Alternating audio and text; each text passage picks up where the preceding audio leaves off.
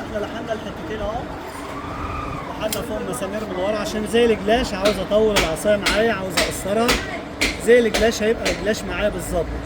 ومسمارين هنا، الحتتين اللي بتخش ببعض، حته 25 وحته 40. وعليكم السلام. ها كده بالشكل ده. ونفس النظام في الجنب التاني برضه الجلاش، عاوز اطول عاوز اقصر اهو كده. القطعتين معايا شغالين. تعالى هنا بقى. طبعا القاعده بتاعتنا اهي اللي ركبنا فيها العصايه اهي،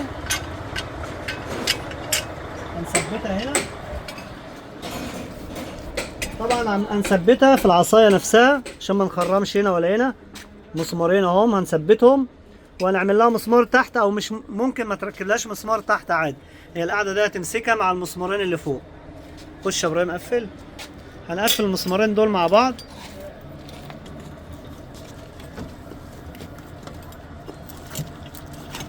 انا بديكم الفكره عشان الناس تتعامل ويعملوا اللي عاوز يصنعها. لو حد عنده ظروف ولا حاجه هيعملها. دول ذوي الاحتياجات الخاصه